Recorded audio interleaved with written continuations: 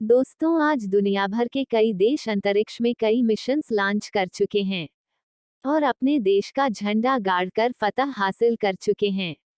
लेकिन आज भी जब अंतरिक्ष की बात होती है तो सबसे पहले जुबान पर चांद पर कदम रखने वाले पहले आदमी नील आर्मस्ट्रॉन्ग का नाम ही आता है।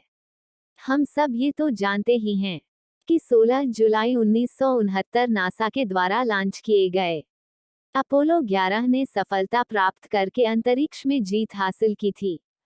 लेकिन हम में से शायद बहुत कम लोग ये जानते हैं कि चांद पर वह ऐतिहासिक कदम रखने का सफर एक बेहद उबड़-खाबड़ रास्तों से भरा हुआ था।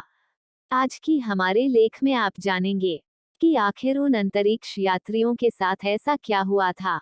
आज भी हम में से कई लोग अनजान हैं। आज की यह लेख बहुत ही इंटरेस्टिंग होने वाली है, तो इस वीडियो को अंत तक जरूर देखना। 20 जुलाई 1969 का वो दिन था जब इंसान ने चांद पर अपना पहला कदम रख के इतिहास पर अपना नाम बनाया था और भविष्य में अंतरिक्ष तक पहुंच की संभावनाओं के दरवाजे खोल दिए थे। नासा द्वारा लॉन्च किया गया अपोलो 11 21 घंटे 31 मिनट तक चांद की सतह पर रहा और 24 जुलाई 1969 को वापस धरती पर लौट आया। हम में से ज्यादातर लोग सिर्फ इसी कहानी को जानते हैं। दोस्तों, जैसा कि हमने कहा कि चांद पर गए 3 astronauts Neil Armstrong, Edwin Aldrin और माइकल के साथ कुछ ऐसा हुआ था जिसके बारे में बहुत कम लोग जानते हैं। इससे के बारे में जाने से पहले आइए घड़ी की सुई के पीछे करते हैं और चलते हैं 16 जुलाई 1969 ईस्वी के नासा के ऑफिस में, जहां सभी की धड़कन बढ़ी हुई है क्योंकि कुछ ही समय में अपोलो 11 पृथ्वी को छोड़कर अंतरिक्ष में जाने वाला था। अंतरिक्ष में जाने वाले तीनों एस्ट्रोनॉट की धड़कनें भी थमी हुई थी। जैसा कि आप में से कई लोग जानते भी होंगे कि माइकल कॉलिंग बतौर पायलट अपोलो 11 में मौजूद थे। वहीं नील आर्मस्ट्रॉन्ग और उनके साथ गए वैज्ञानिक चांद की सतह पर उतरे थे। आखिरकार अपोलो 11 को मून सब की देखरेख में लॉन्च किया गया। तीनों एस्ट्रोनॉट की अंतरिक्ष यात्रा शुरू हो गई। महज 4 दिनों बाद ये चांद के सतह के बिल्कुल करीब पहुंच चुका था।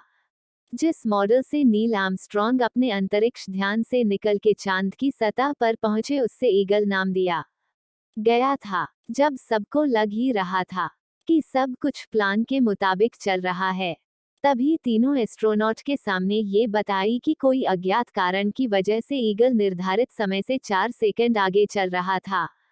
इसका मतलब ये था कि अब ईगल निर्धारित स्पोर्ट्स की वजह कहीं और है लैंड करने वाला था, जिसका परिणाम घातक भी हो सकता था। आप ही सोचिए, हम तो किसी अनजान जगह पर कहीं गुम हो जाए तो भी पैनिक हो जाते हैं, तो फिर ये तो चांद पर उतरने की बात थी। वे चाहकर के भी अब धरती से किसी भी प्रकार की मदद नहीं ले सकते थे। अब अंतरिक्ष यान और चांद की दूरी महज कुछ ही किलोमीटर की बची थी। अभी तो इन तीनों एस्ट्रोनॉट के डर के मारे पसीने छूट ही रहे थे कि तभी अचानक एक और मुसीबत में दस्तक दे दी।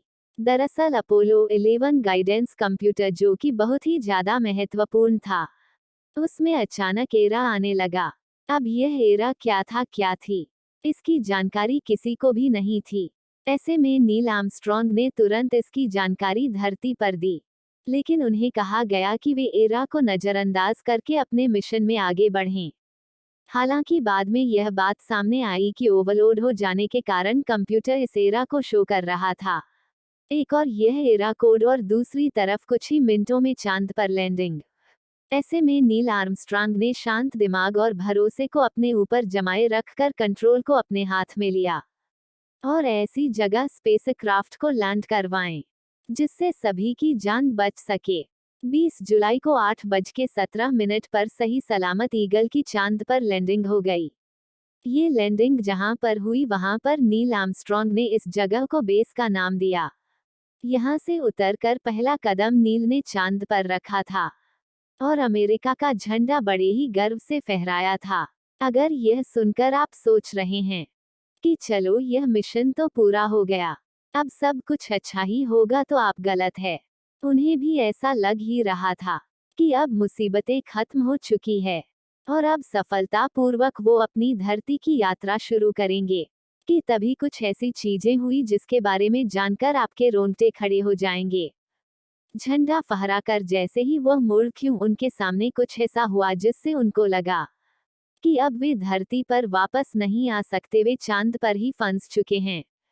दरअसल चांद पर कौन ग्रेविटी के कारण लैंडिंग के समय अंतरिक्ष यान के फ्यूल पाइप का प्रेशर जरूरत से ज्यादा बढ़ चुका था, जिससे फ्यूल अब बर्फ का रूप ले रहे थे। नासा भी अपने एस्ट्रोनॉट को इस सिचुएशन का मुआयना देने ही वाला था कि यह सिचुएशन और बिगड़े उससे पहले वह लोग स्पेसक्राफ्ट से नीचे उतर जाए, क्योंकि यह प्रेशर इतना बढ़ चुका था कि स्पेसक्राफ्ट कभी भी ब्लास्ट हो सकता था। अब जरा कल्पना कीजिए कि अगर ऐसा होता तो धरती पर आना इनके लिए असंभव हो जाता और यह चांद पर ही अपनी आखिरी सांसें लेते। लेकिन 2.5 घंटे चांद पर घूमने के बाद इसे भगवान का चमत्कार कहिए या फिर कुछ और, अंतरिक्ष यान के पाइप का प्रेशर कम होने लगा था और बर्फ भी पिघलनी शुरू हो गई थी, जिससे सभी के सांसों में सांस आई। तभी एक और मुसीबत इनके सामने खड़ी हो गई थी। स्पेसक्राफ्ट के दाहिने ओर लगा हुआ एक स्विच टूट के नीचे गिर गया था, जिसकी वजह से शॉर्ट सर्किट होने लगा था और उस हिस्से की पावर कट हो चुकी थी। ढूंढने के बाद ऑलड्रीन के हाथ स्विच तो आ चुकी थी, लेकिन उसे ठीक करना एक बड़ा काम था।